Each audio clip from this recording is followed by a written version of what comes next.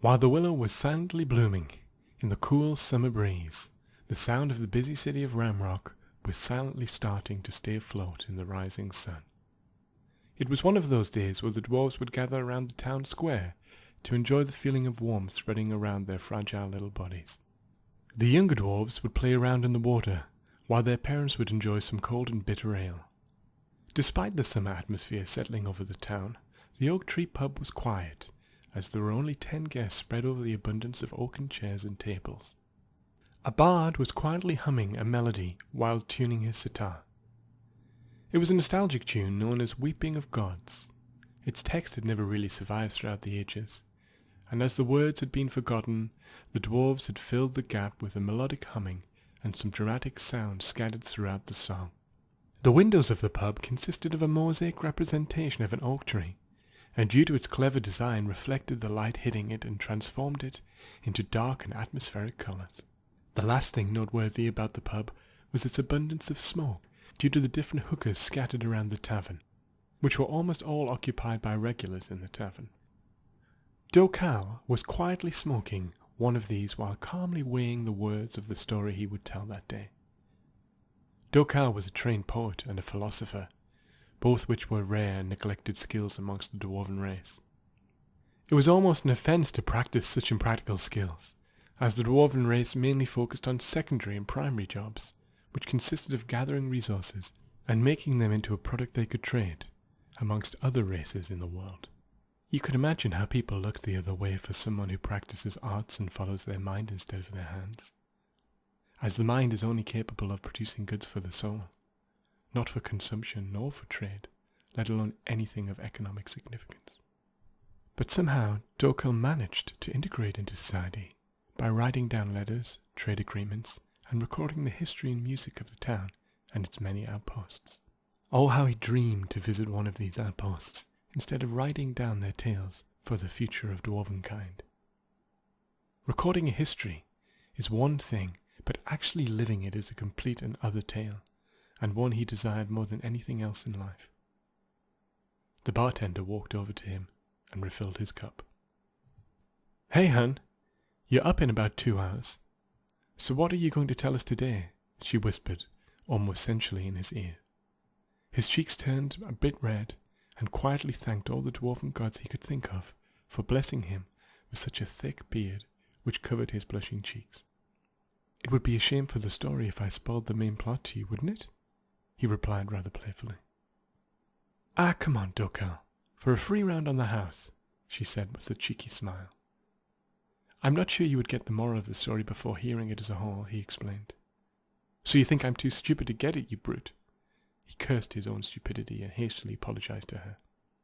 "Don't worry, hun. I was just messing with you. I'm looking forward to your story tonight." She smiled, gave him a wink, and walked off. The hours flew by as the sound of the sitar wailed throughout the tavern. The rising sun had already reached its peak and was slowly starting to settle. This short cycle was due to a phenomenon known as the short day. Some elves claimed it had been something to do with a mass shift on the surface of the sun, due to the god Adukun fighting a massive battle over the cosmos.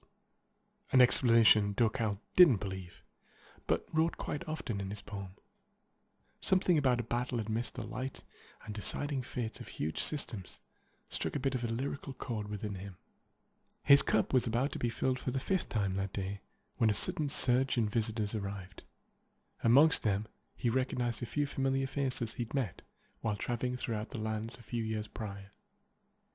They were part of a travelling nomadic group, simply known as Urest.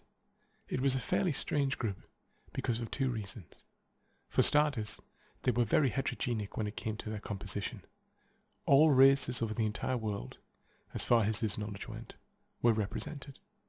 You had a dwarf which went by the name of Coling, an orc called Rak, a sly creature which he never saw before and was always silent as far as he could tell, an elven called Thorn, and a forest ent which solely communicated via mind communication. The rest of the group we're travelling with he'd never seen before. The second strange thing about the group was the outrageous and absurd views they had about lives.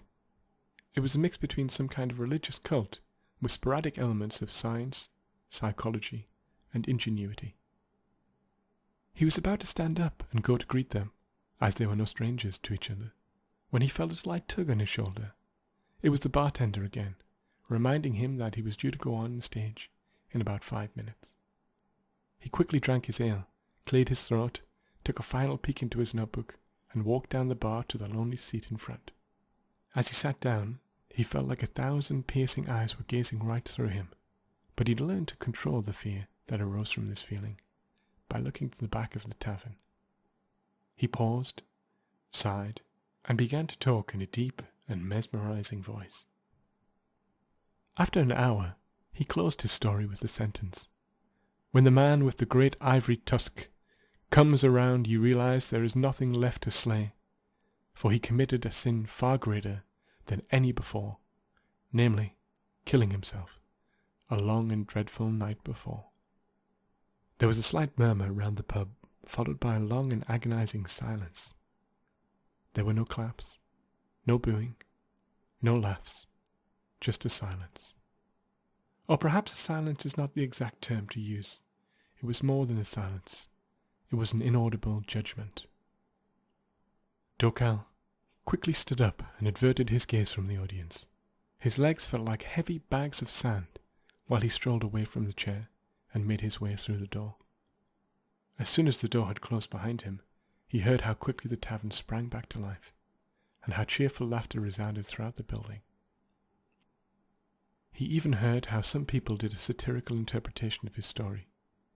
He fought against the feelings that started to well up inside him, and quickly wiped away the tear that was slowly starting to make its way over his cheek.